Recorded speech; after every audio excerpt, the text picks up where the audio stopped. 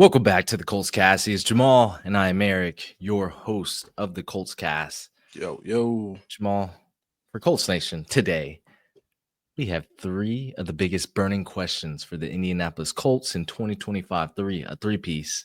All treating things. Yeah, we got some sides, some mashed potato. Hey, What's up? let's get right into it. Let's not waste anyone's time. Jamal, where are we getting started?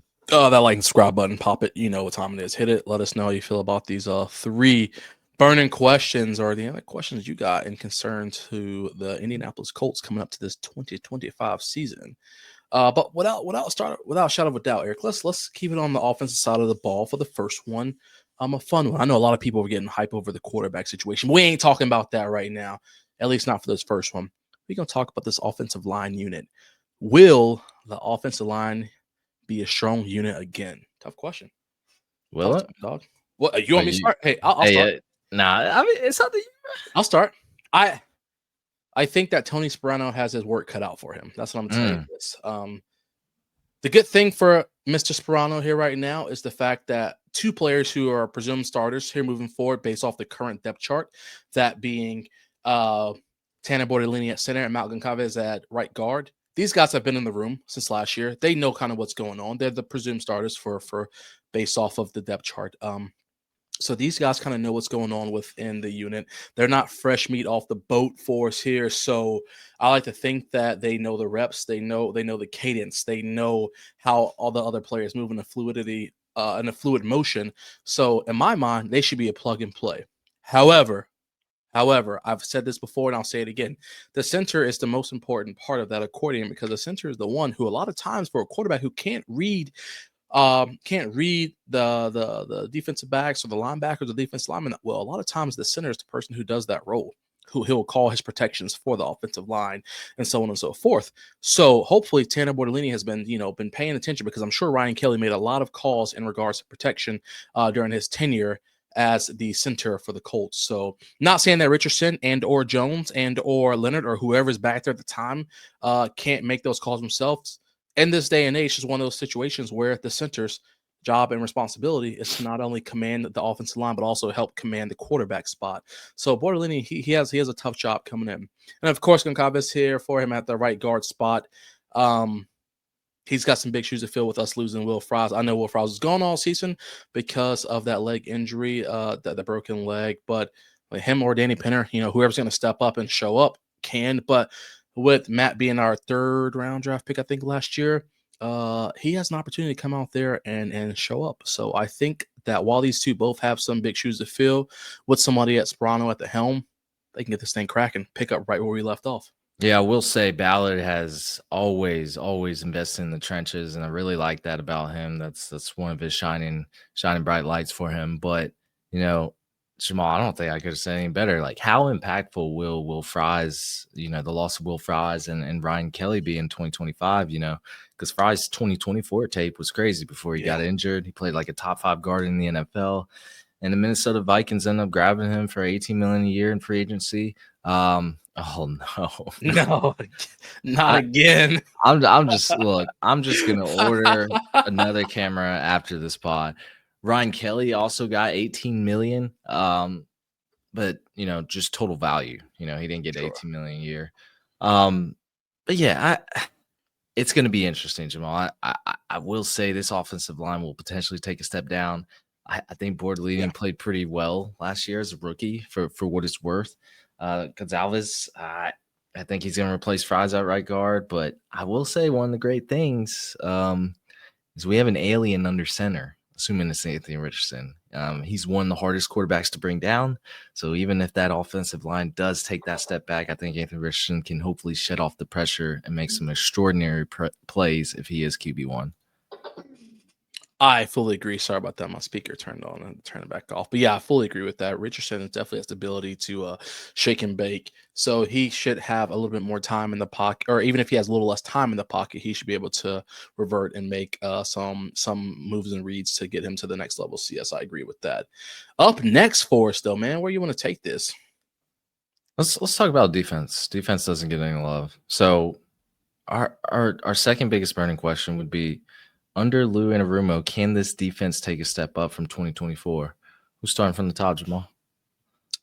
I'm gonna just tell you like this: as a bottom, the past 2-3 years, as a bottom 25 defense, bottom 10 defense, whatever you want to call it, in the bottom half, I say bottom 25 because I meant 25 or between 25 and Tell me 32. Gus Bradley wasn't nice? It probably wasn't nice. He wasn't nice. He wasn't, sugar, spice, nothing nice about him. Nothing. And was about as bland as it got. And so there honestly is no way this defense cannot take a step up with Lou Anarumo. Not only because he's just a new face, a new presence in the locker room, but also because we picked up some new weapons out there. Those upgrades along the entire defense should help us out. Unless by some mysterious miracle, we can't figure it out. We have weapons at the first level, the second level, and the third level now to help us elevate this team to another spot. Then, of course, the DC there. But, time will tell. What do you think? Yeah, bye-bye Gus Bradley. Hello, Lou Anarumo.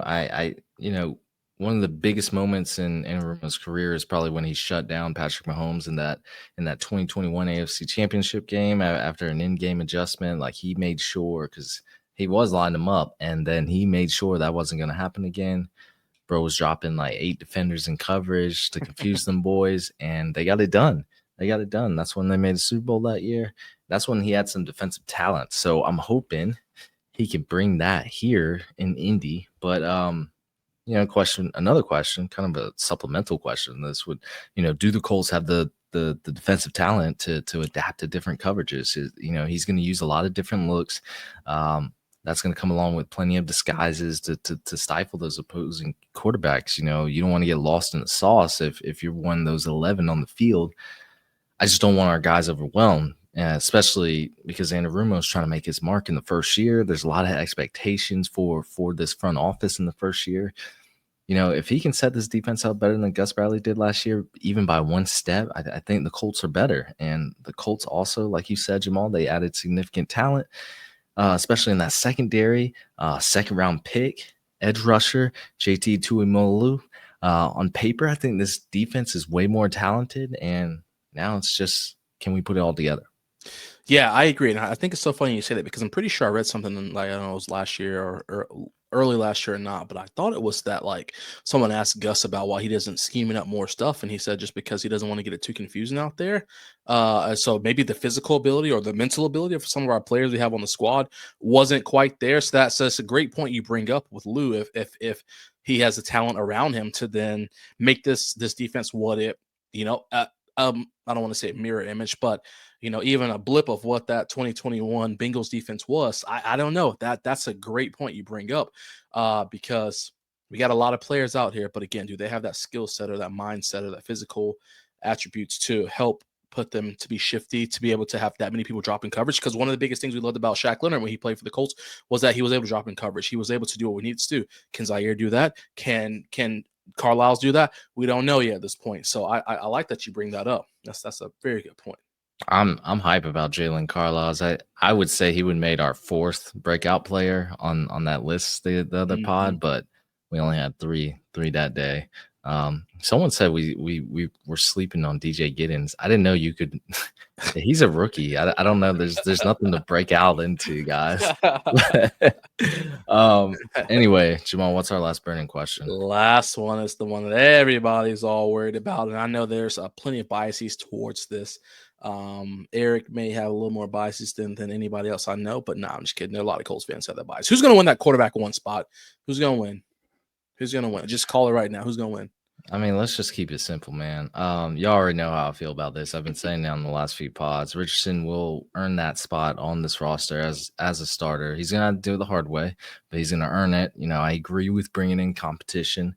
You can't get complacent in that spot. I felt like he did last season, the way the work ethic, how he played. I'm not even sure if he was injured in some of those games. Like it just makes you question a lot of things. And I think finally, hopefully, he set his mind right. Fundamentally, I just think you have to be more accurate to functionally run an NFL offense. So, factually, I believe Daniel Jones' ceiling is capped. Everything in this offense has to go right for him to succeed if Jones was that starter. I don't want that. So give me one more year of Anthony Richardson, who is still only 22 years old, Only other younger starting quarterback right now is Drake May. Give me one more year for the 22-year-old for that final evaluation, because again, we only got about 4.2 games first season, got about 11, 12 last season. Let's see if he can bounce back, man. Yeah. I just think given the investment already made into him, Jamal, both in terms of draft capital and time, you already started him in year one. You got the sky high potential there. That still very much exists. I think it's in Ballard's best interest to see this experiment to the end. Don't pull the plug yet. Jones is a good backup, but that's it. I don't know how much more I can add to that on the positive tip. I think that with that being said, I mean, I like that you said that we've invested this much time. By we, I mean the organization's invested this much time, effort, energy, and money into him. Go ahead and see it through. I think the only thing that scares me with that is that people whose jobs are at stake, they may not want to see it through as far as he goes for that, because what does that mean to them? What does it mean for their future? Because I think that for a lot of people, and I'm not just talking about Ballard, I just mean people in general. I mean, because as you said before, we think that Steichen's more than likely probably tied to this. Anybody else, the quarterback's coach, and the assistant head coach, all these people are tied, this entire offensive crew, for what it's worth, because a new head coach comes in, I'm sure they're gonna clean house no matter what. Or a new GM, he can come in and clean house no matter what. I think that these guys, not only do they want Richardson, if they want Richardson to win, they want him to win, but they want him to dominate and win. There's not even so much just a hey, pat on the shoulder saying you won this job, good job, bud. No, they need somebody who's going to come out there and dominate. So with that being said, I also think that they also realize that as much as they want Richardson to win, their livelihood is what the most important thing is. So they have to realize that they have to bring in someone who can also help protect their job as well. Daniel Jones, while you say he is a backup, I do agree that he is a backup. I think that they also have to. It's not a Gardner Minshew backup, because Ballard's not going to bring in a Gardner Minshew, because he knows that his job can still be gone with the Gardner Minshew in it. He's going to bring in somebody who, if there is a shadow of a doubt that Richardson is not there, his job is saved. And I think that he feels that way with Jones at the helm. If for whatever reason Richardson gets tired, if for whatever reason Richardson gets hurt, if for whatever reason Richardson just flat out gets beat, Daniel Jones is not going to be that guy to come in and step in and save it. And I'm not arguing Richardson or Jones, because I want the best quarterback to win. I know I've read so many mixed comments, some people are just like, why are you still going to bat for somebody who hasn't shown you yet that he could do it? Then other people were bringing the point, well, why would we not want our young quarterback to succeed in the league right now? And I think that the jury is obviously still out. I mean, you brought up some great points: 4.5 games year one, 11 games year two, whatever the case is. So I think that Richardson has the tools, has the advantage. He doesn't have to learn the playbook. He has the advantage. He knows the receivers. He knows the scheme. He knows everything to win this battle. It's literally just up to him to win the battle. I mean, that's all it is. He has been set up for success, no matter whether or not I think the players or the staff around him have put him for success. He has the tools in his current bag right now for success, being that he is the home field advantage for what it's worth for this quarterback job right now. So he has to make sure that he comes out every single day, which I feel like he has shown us during this offseason. I know we only see clips, so it's hard to say, but it's literally his job to lose. I don't know how else you can say it any different than that. And with that being said, Richardson should win this job. I think that he has every single. He should have, if he wants to get paid again. Simply put, if he wants to get paid again and not be a backup for the rest of his career, he has to win this year. That's just that cut and dry. If he loses this job, his career as an NFL starter, for what it's worth, is done. I don't care. He can go to another organization. Maybe they can rebirth him later on. But as far as it goes for at least the next 2-3 years, his career is done as far as it goes as a starter. So he doesn't have a choice but to win this one out, become the starter of this franchise, show this franchise that he's here for the long haul, and take over. It'll be interesting what the line is for us to feel like Richardson's that guy. Yeah. Plus the jobs are saved. Because now that I'm thinking about it, like, I could see Ballard getting let go and not Steichen. There's a small chance, but I don't know. When Steichen came in, he got to help choose his quarterback. And I don't know if it was something like, hey, Bryce Young's gone, CJ Stroud's gone. We have to take Richardson. We don't want Levis. I don't know. Maybe you could have waited another year. Who knows? But they chose him. I feel like they got to see it through. If Daniel Jones is your alternative or your backup, your insurance policy to quote unquote keep your job, boy, boy, it is. I mean, dog. Not Like arguing that. there are some bad Daniel Jones plays. There are. But to play devil's advocate, could you say that there are just as many bad Anthony Richardson plays? Daniel Jones is like 27. He's I'm played in not the arguing league that. much longer. I'm not arguing that. I'm just saying, I'm just trying to play the people who are going to pull the Richardson has a 40% completion rate. I know that's just a number, but Richardson has a 40% completion rate. Richardson gets hurt. Richardson taps out. Richardson this. Like I'm trying to play devil's advocate for that. Where are we gonna?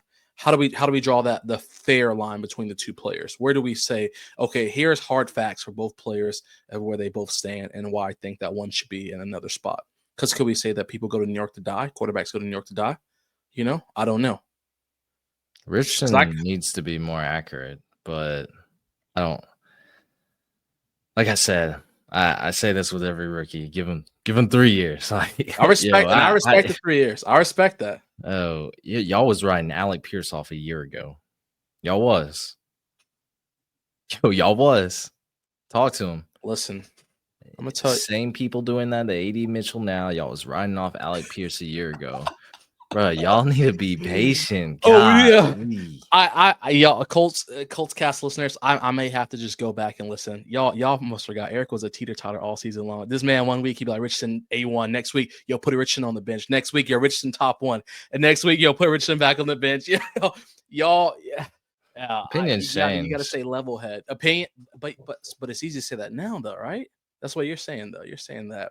Right now, in your heart of hearts, I never was an Alec Pierce hater. I never was an Alec Pierce hater. I probably hated on AD Mitchell a little bit because he was doing some soft things. But I never said, "Yo, ship him out the door." But Richardson, did you call for Richardson's head multiple times? I mean, I was a prisoner in the moment, bro. That's my point. Here, right now, we're a prisoner in the moment because we don't. No. I was a prisoner in the moment, bro. I woke up. Oh my! I woke up.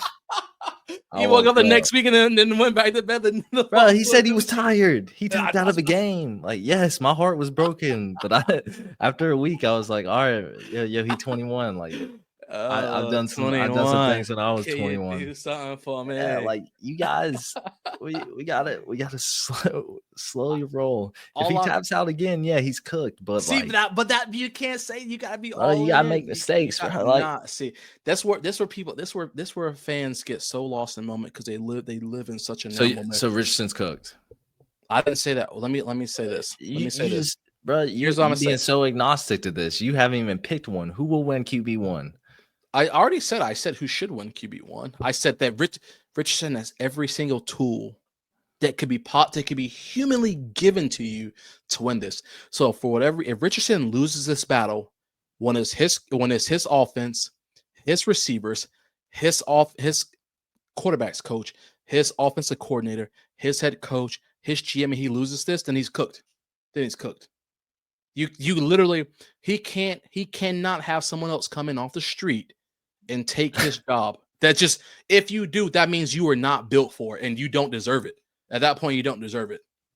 He's already been in this offense. This will be his 3rd year. I mean, they basically crafted this offense around him.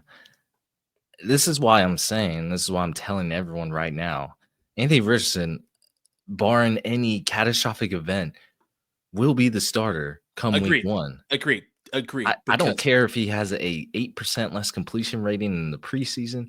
I don't care. He has to absolutely bomb the we have to see something that is egregious, and I can't see Daniel Jones lighting up where the coaching staff, the front office come to an agreement, come to a consensus at the round table and say, this is our guy moving forward. Put Richardson on the bench. And if they do, you cannot, unless Daniel Jones gets like a tidbit fracture, you cannot put Richardson back in after 2 weeks because Daniel Jones doesn't do what he's supposed to do. If you take the keys away from Richardson come week 1, then you have officially taken him away.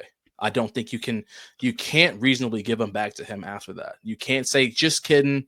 We decided that maybe you should still get one more chance to drive. Just drive it one more time, just to see what you can do if you put the pedal to the metal. No, if you take the keys from him, that's it.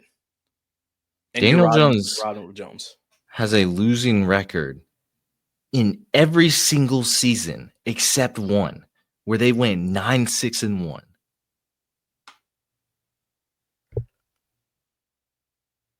Hey, sounds like the mediocrity the Colts won. Well, no, I mean, if your plan is to tank for for the next draft, you might want to start him, but you need to see what your guy had. I don't know. I can't.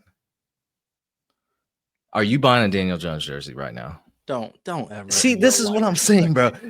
Anthony Richardson's QB1. That the Colts cast. I agree. Like all I said was y'all not putting on a Nike Daniel Jones jersey. Like you're right, because nobody is fucking wearing one in Lucas Oil Stadium. I have a Nike. That's because I have a Nike Anthony Richardson jersey.